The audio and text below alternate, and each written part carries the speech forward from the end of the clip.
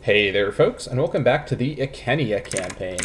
Last time, we began our war against Venetia, I think is the main defendant, but they brought in their defensive alliance of most of the Gallic nations in this northwestern coastal area of Gaul, and we're in this situation now. We're dealing with an oncoming army, which, if it was just the levies of the nation, oh my gosh, excuse me, if it was just the levies of the nations, it would be not really a genuine threat to our combined levies.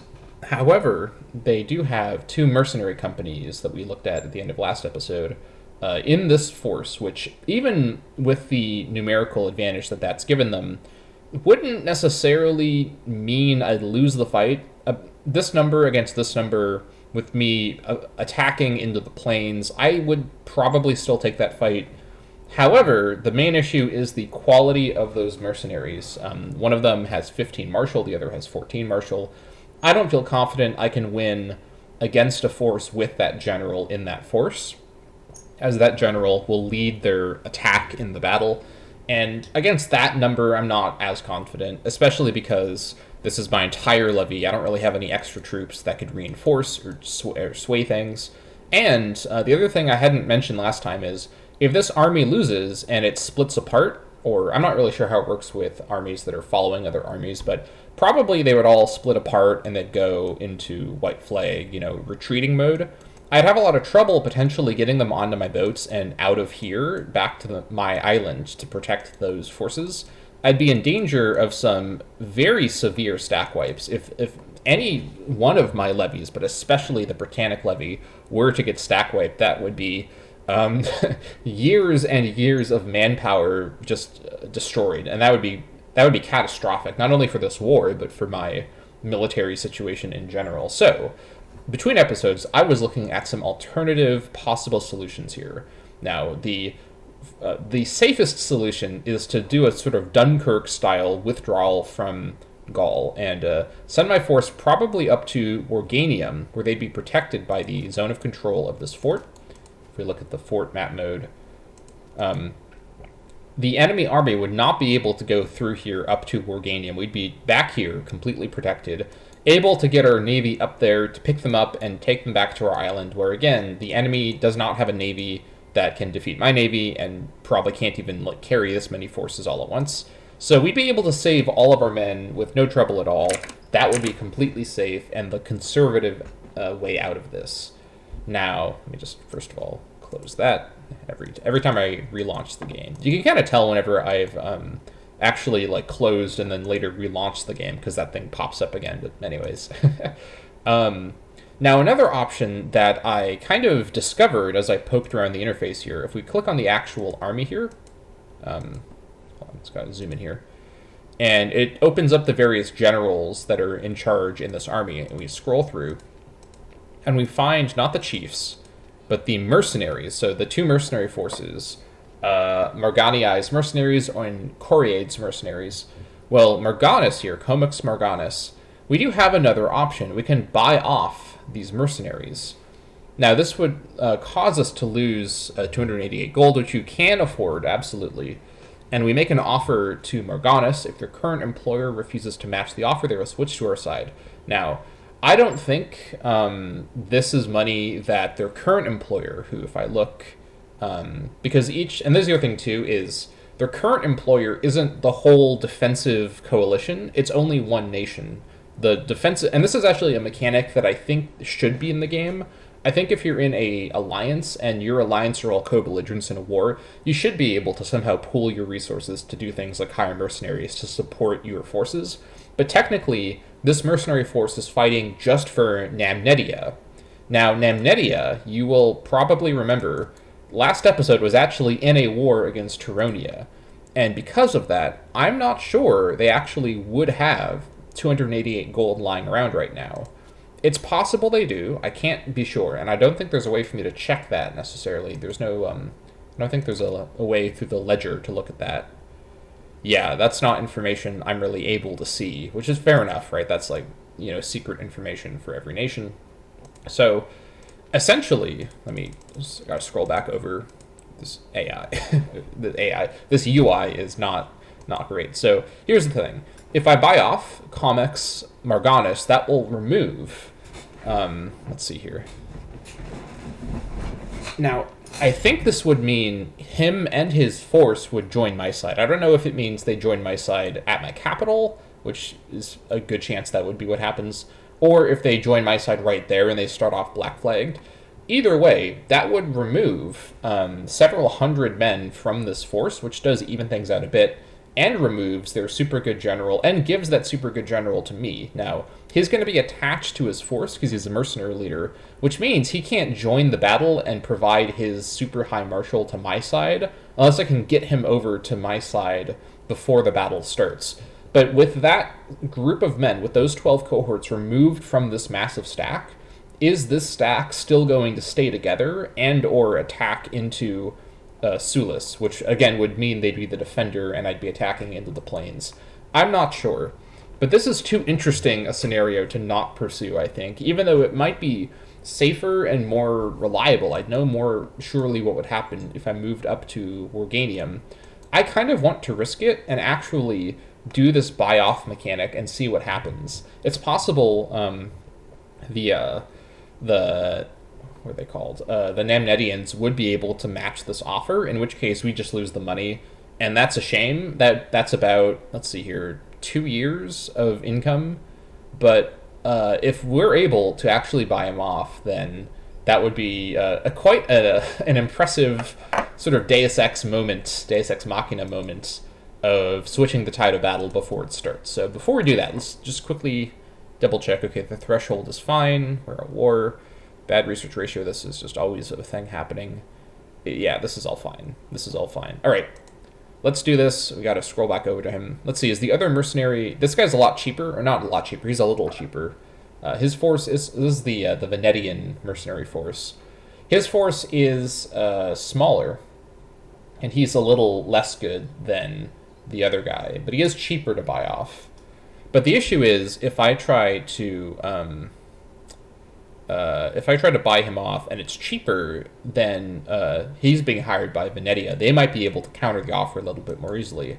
That being said, Venetia, well, I have previously sieged down Dario Rigum, so perhaps this has damaged their economy, but I think it's probably still safest to go for the guy who's a little better and more expensive. Yeah, so Comex Marganus, just because we know from last episode Namnetia was previously, actually pretty recently, almost fully occupied by the Turonians. And in fact, they've been occupying back the Turonians, so probably they have a slightly worse economic situation than Venetia. Let's find out. All right, so we bought off the mercenaries. Let's see what that does.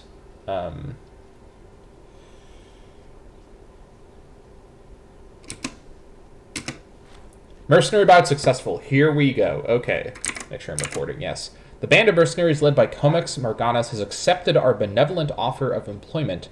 The villains in Namnetia apparently refuse to consider matching our generous offer. Comex Marganus has joined us with their band of mercenaries. Here we go. Oh my gosh, look at that. That is incredible. So unfortunately, they are going to march, because they're locked right now, they are going to continue marching into Dario Regum. They're going to get there on the 4th of July. And the enemy force, which is also, I think, entirely locked, I think parts of it might be locked, they're going to get there shortly thereafter. So this small force, led by this really strong guy, will be met by some of these forces. I don't know if all of them, or perhaps the fight will happen here. 1st of January to... Okay, this is just kind of glitchy. I'm not going to look at that. Because this force did actually, and I didn't expect it to, it actually spawned here where it just was. So it may immediately, actually, as soon as I unpause, enter combat with this force and be killed. However, it will damage this force, and even with the 14 martial guys still leading the future battle with this stack, this number is not capable of defeating this number, even with a really high martial character, even on the defense against me. We've now saved our levy, we're able to continue the siege, but we may end up losing this mercenary force. That's okay. They're kind of like, them not being with the enemy stack is the main purpose. I don't actually need this mercenary force to stick around, and if they do stick around, I might actually end up paying more to them. So quite a successful little tactic there. I'm actually kind of glad that that worked out. Okay, so now, what is this? So now this has actually split the stack apart. Their other mercenary force is wandering away, and now our newly hired mercenaries under Morganus may actually win the fight against the other guys who are coming up to Daria Regum. I could reinforce him with a section of this force, which I think I will. I think what I'm going to do is I'm going to split this force apart. Let's see. Who am I going to send down? Let's see. What level of fort is this fort? Level 1. I think I'm going to leave one of my levies here. I'm going to send the rest of my forces down to Daria Regum to ensure I have the most damage possible to the forces that arrive here. They may not get there very quickly, but it will still be fine. So who is in the weaker position? Let's see. You have 4 marshal. You have 3 marshal. So we're going to leave our Morica's levy here. Detach you. So you stay there. And then if I've done this correctly, so deselect the Omorica levy, and then the other forces come down here and reinforce. You're going to get there on the 17th. We may get there in time for the end of the battle. I'm not confident it'll make a huge impact, but we will be on the way over. Wait, I did this. Hold on. All right, let me actually send this force as well. Are they coming or what?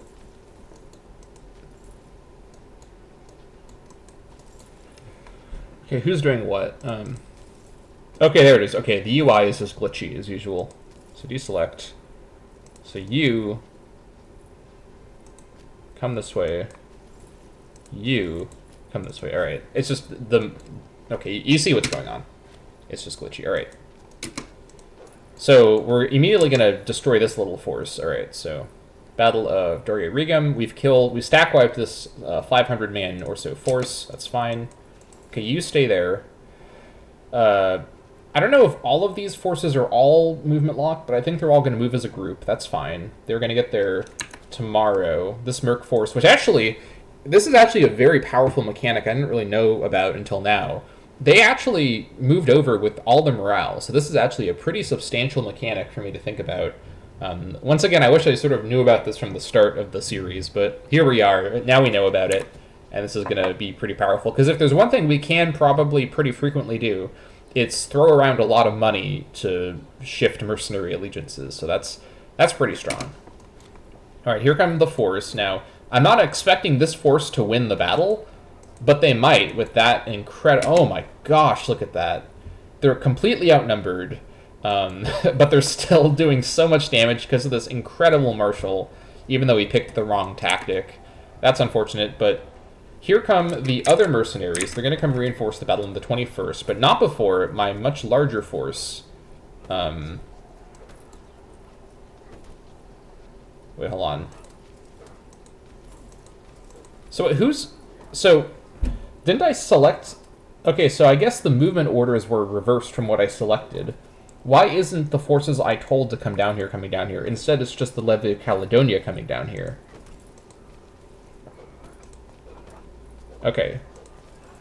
Levy of Britannia, also, please come down here. I don't know what's going on. That's kind of strange. But, okay, so it is going to be even here. However, my forces, the Caledonian levy, will reinforce. I don't know if that's going to be enough, though. I can't tell if this force is coming or not, because I've ordered it to, but it just doesn't seem to be moving. Alright, so I'm going to tell... Alright, the levy of Armorica is going to come now. But why can't I move my much larger force to come... Okay, I don't know what's going on. I'm not going to try and figure that out, but we're going to reinforce here a little bit. They've been reinforced. Come on, just... Alright.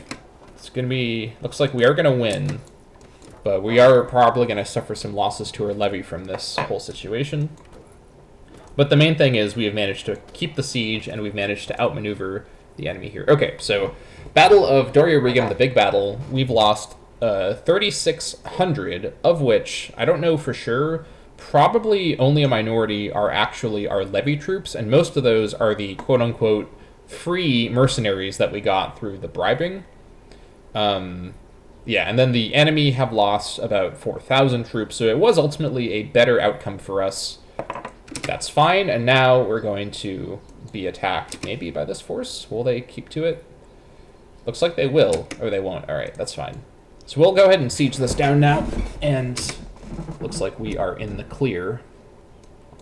Now, I think I am going to keep that mercenary force in my employ, just because now we both have suffered losses, and it looks like they are potentially raising more levies, or more levies are kind of emerging, so I don't want to preemptively disband the mercs that I just bribed to my side just because we won the battle. They're still going to be useful in securing victory in the war. Alright, so this stack can actually work together, I think, as a separate unit from this stack, so we're going to go ahead and tell the mercs to lead the stack here, tell them to allow attachment, and then you two attach to the mercenary army under Morganus. Alright, so Morganus, we're going to have you go... Should we push in?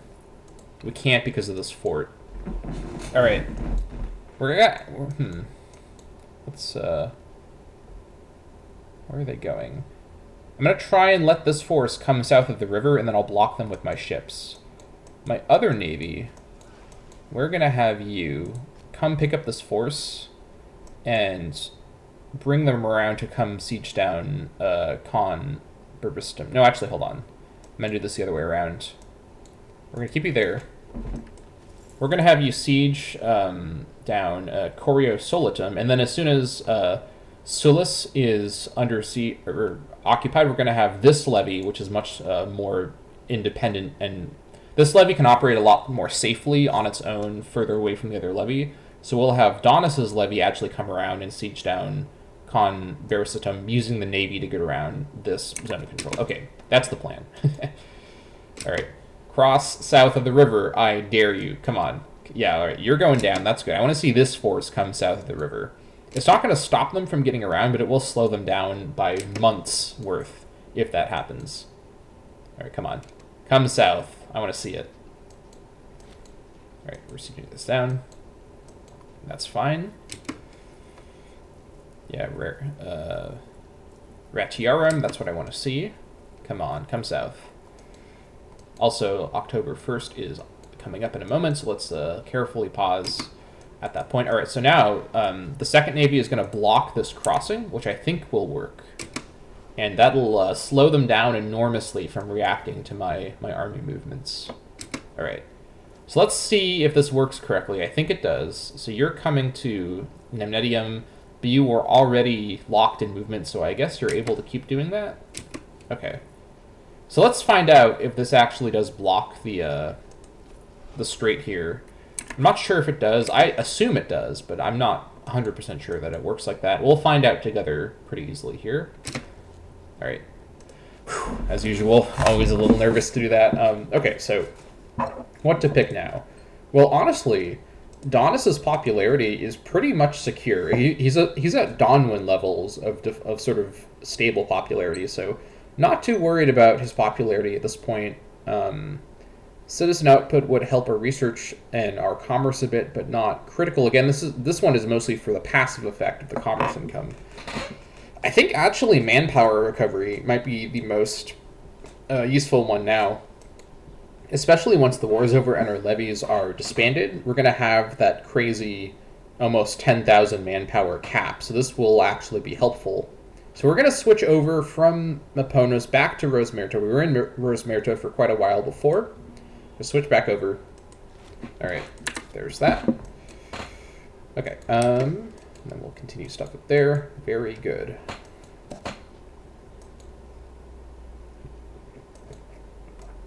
And even if this doesn't block the strait, this gives us line of sight in this area, which is handy all the same. There is enough of a force up here that we need to keep an eye on it, but it can't really challenge either of my combined stacks, so that is okay. And if I didn't make it clear, the reason I'm going to use a navy to bring Donis's Britannic levy around like this to come up here to Con Buristum is because of the fort in Coriosolitum, I can't actually move down like this along the coast, because this extends a zone of control here in Dario Rigum. At least I think it does. I guess we'll find out if I'm stopping it from doing that, but I'm fairly sure it does. Okay, the sacking of Sulis. Let's see here. Capture 2 pops. What's the population situation there? They've got... I've got a lot of pops. Someone's 10 pops. All right, so Sulis is not an important location to keep at a super high level, so we could get away with a real sacking here. We would kill 4 population, get 50 gold for Donis and for Britannia, and get some more prestige for the Diwikai family, which is always nice. And some popularity for Donis is cool too. Again, like, the loyalty of these levies to Donis, he's the king, so I'm not really that concerned with him getting loyalty.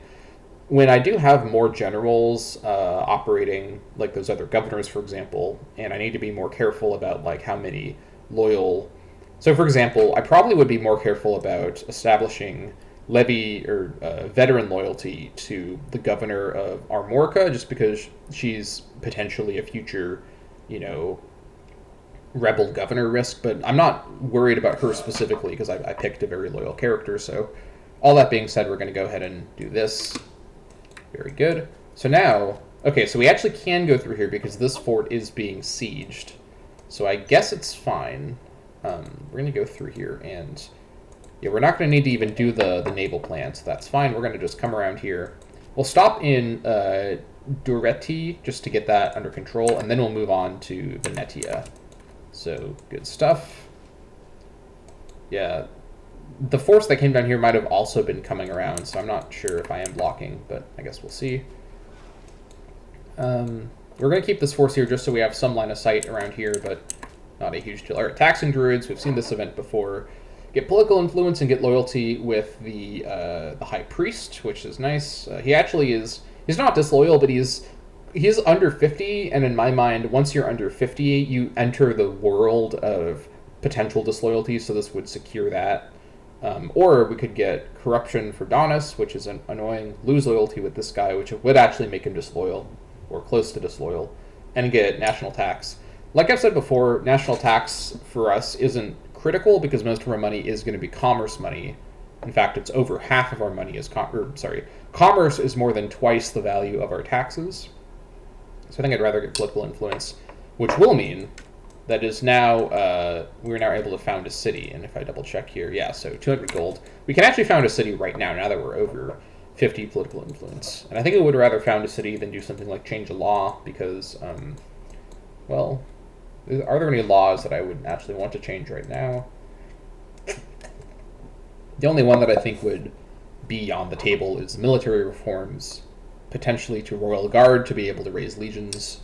Royal Army requires the cohorts invention. I don't feel like Royal Army is super better than Royal Guard for us right now, just because we are still so centralized. Raising a legion anywhere in Britannia is because Britannia is so tall, if that makes sense. If we need to do stuff over here, we can raise a legion in the tip of Cornwall and bring them down very easily. If we need to do stuff up here, we can raise a legion up in sort of the York area, and that's going to be, the Aboricum area, and that's going to be pretty easy. So, not super worried about being unable to raise legions outside Britannia. And the other effects of that switch would be levy size reduction by 2.5%, basically. Not a huge problem. Our levies are already so overwhelmingly larger in number than our enemies' levies, so that's been fine. And 5% discipline across the board is actually quite strong. And it's because we are now bigger than a regional power is the reason we're a major power. This requires great power status, which we're not to yet, obviously. Where do I see the power mechanic? Let's see. I know there's a list somewhere, and I'm just trying to remember where it says. Considering major power. Oh, here it is. Okay, major power. So, how many territories do we have? We have 499 or less, up to 100. or 100 or up. We need 500 territories to be great power. So major power is a very, very big category where a lot of nations are going to fit within major power, but not great power. So either way, there's no reason to wait to take Royal Army, even if it was a better policy than Royal Guard, because Royal Guard is going to be what we have. It's going to be the best we have available for a long time in terms of having a legion. Or we don't even go there and we do something else. Military service, these are the non-legion options.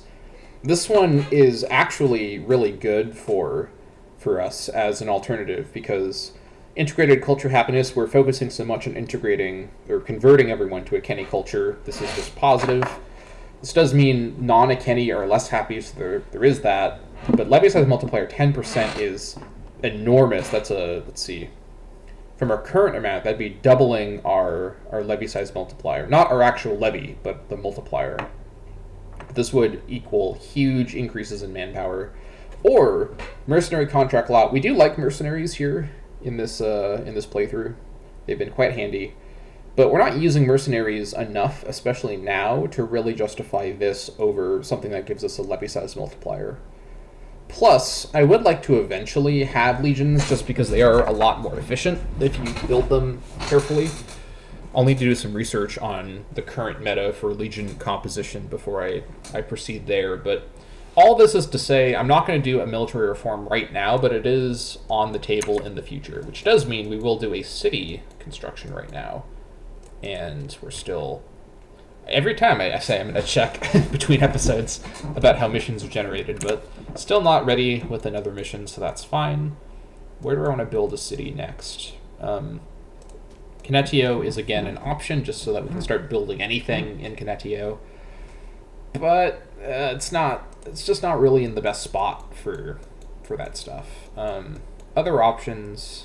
Manawi's fort is almost done, that's good. We could build a city in Ablania, which would help in doing more colonization on Hibernia. The city in Manawia will help with colonization of Caledonia, because Manawia can reach with colonization mechanics up to here, for example. So alternatively, we could build a city in the northern half of Britannia, which we've largely not really focused on so far.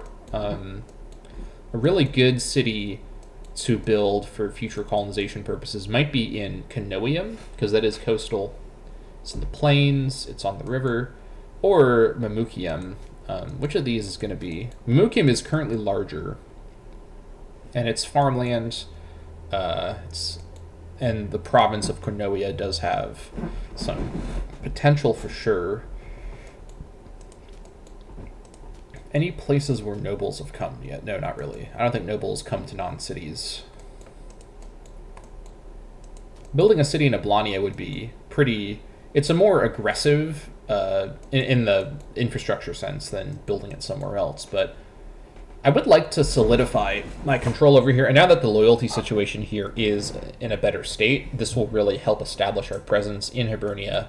I do want to eventually transition to Albion from Britannia, just because that will assist us in our long-term sort of entering more into the late game in the far future. But so focusing on colonization of Hibernia, which is going to be a big project, is going to be aided a lot by an Ablanian city. Or I think I've convinced myself we're going to turn Ablania into a city. This is, again, a pretty forward-thinking approach. We still have core cities in our core territory, or core settlements that we haven't turned into cities, but I think for the reasons I stated, I think I'd rather have Ablania be our hub in Hibernia for now, and we will return to do more Hibernian conquests in the near future, so this will be a good jumping off point. Okay, we're going to found a city in Ablania, which will not affect its colony status. So that's that. All right, let's return to the war here. All right, so come down like this. Got all that. That's good. Okay, so this force is moving into Ratiarium, so this confirms that having a navy over this crossing doesn't block it, which I think is a huge missed opportunity. I do like that this game introduced the concept of navies going up major rivers to let troops off on the rivers. It really does enhance the game map compared to previous games before this one. However, I think this is a big missed opportunity. I know that it might be super exploitable to allow maybe even like one ship to block a whole crossing, But if you're going to be a nation that uses a big river near you, you need to have some level of naval presence on that river, especially because you can build ports on rivers and send out ships onto rivers. So whatever, it is what it is.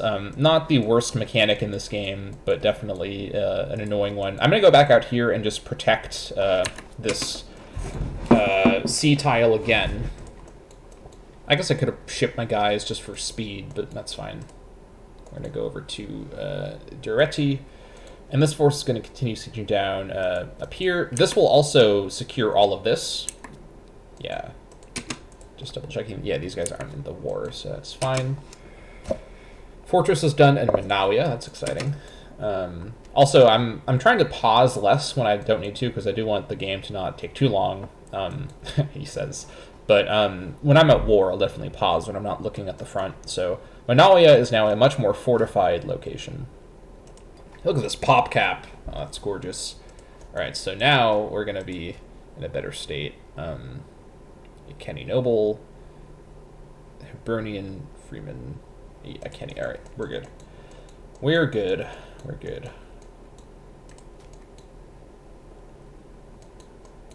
And I suppose, once we do have loyalty here in a better state, we might be able to justify switching to cultural assimilation. But not yet, I don't think. Not until we're not at 46, especially. Alright. Here they go. If I could raise the maintenance on only part of my navy, and in EU4, for example, you can set... Is it EU4? I think it's EU4 where you can set some of your ships to be on, what's it called? I don't remember the name for them. You know what I'm talking about. The mechanic where you basically don't, you have them, like, disabled. I don't know how else to describe it, but I wish that mechanic was in this game because ships are individual units, but it is what it is. You can't win it all. All right, so let's, okay. On we go, over here. Now, I could block this strait by standing in Namnetium. That would definitely block it, but not going to worry about that. If they want to cross back over and deal with me, then that's fine. Not very scared of them. Now, as we approach here, let's actually take a moment and look at what our war goals are with this war. Now that things are back under control, and we're looking, not to be presumptuous, but it's likely we're going to win at this point. Now, this does give you a sense of the scale of what we're fighting here. But in terms of what we can actually take in terms of war goals, now, the immediate goal, let me switch over to this. The immediate goal of unifying Ossasimia, that's obviously going to happen. In terms of... Yeah, so we can't fully take Armorica in this war. There's going to be this section that Radonia still has, but Radonia can obviously be taken later. I do want to get the Armorica territory as well. This will also obviously open up a path to fighting Radonia later. Radonia also is splitting the Nanetia territory, as is Turonia. And otherwise, though... Hold on, sorry, let me cancel sue for peace. Yeah, so the rest of Namnetia, though, is fair game. Now, how far am I going to push it, though? Because there's also Pictonia and Santonia. Pictonia controls most of the Pictonia region, and taking the Pictonia stuff, including from Nanetia, will put us into that border with the very expansive Arwernia, which would be interesting and potentially make for a proper, actual, similarly, well, not similarly sized, but, you know, the closest in size to us that we've seen for a while, which would open up some interesting opportunities. Arwernia is not a good target for us, though, because it points away from the coastline towards over here. I mean, we eventually do want to control everything. This is Imperator Rome, of course, but Arwernia is a very long-term target, but it would create a border with them, so there's that. Let's see here. I think if I can swing fully annexing Venetia, fully annexing Curiosolita to get this section of Armorica, annexing Namnetia section of Armorica, so I control all of Armorica except for Radonian Armorica. fully annex all the Nemnetian territory, or I should say the territory in Nemnetia, which is mostly controlled by Nemnetia and Pictonia. Obviously, I'm leaving the Redonia and Turonia sections. I'll fight them. I think they're allied, so I'll fight them in a later coalition war. And then do I push further than that? Because I could stop at the River Liger, and that'd be a really natural stopping point. But I'm here, and I've got my soldiers up, so might makes right, yeah. So let's keep pushing, and then I could take all of Pictonia, except for the section Arwernia controls. That'd be pretty bold. But then do I continue even to Santonia? I mean, can I even do a peace deal that's large? I'm not sure I'll have enough war score, even at 100, to make it all the way through Santonia. I might not proceed into Santonia, especially because Santonia is only in Santonia and other regions I'm not considering. So I think I'd stop there. But even just this here is an enormous peace deal, which means I need to get a lot of war score, which means I do have to start sieging more stuff down, just to see. So even this is 32. Even just this. And that's not including this stuff up here. Because again, fully annexing a nation, I think, is a bigger war thing. A bigger peace war score requirement than... Yeah, so let's proceed. Now we have our goal in mind. Xenophobia. Okay, we've seen this event before. I'm going to get popularity and prominence. I'm going to see this guy's arrival. That's unfortunate, but he is fairly old. Probably not going to be a problem character for a long time. Should be okay. Yeah. I mean, this is going to be more and more of a reality in the series going forward, is we're going to see these wars where I eventually, with enough patience and, efficiency, will always win, or will always be able to win unless I really screw something up. But it's just a matter of doing it as efficiently as possible. And I do think this is something that grand strategy is really particularly well suited to simulating compared to other strategy genres, is the idea of victory being pretty certain, but how efficiently you can achieve it being something that's under your control. I think in other games, like, the obvious example in the strategy genre is Total War, in the Total War games, which I'm a big fan of the Total War games, by the way, not to knock them. But something they don't really have a great way of simulating is efficiently winning a war, because in that game, every battle is either a binary victory or defeat, and even if you can mitigate your losses in a victory to some extent, you never really feel as though you've efficiently won a fight that you were always going to win. In that game, it's always a binary, I've won the fight or I've lost the fight. And those games have never really been able to simulate the kind of efficient conquest that this game and other grand strategy games are better equipped to simulate. So one reason that I'm making a YouTube series with Imperator Rome instead of a Total War game is because I know once you get into the mid-game of Total War, all the tension goes away, because it's no longer a scrappy fight to survive. Now it's just a gradual victory by victory defeat of everything that faces you. But in this game, there is actually, all this mechanical work that you do. So just a comment there. Anyways, once this is sieged down, we're going to be way more free to come down here, and we may even use one of our... Well, actually, hold on. Yeah, so I actually can't move through this zone of control in Nemnetium.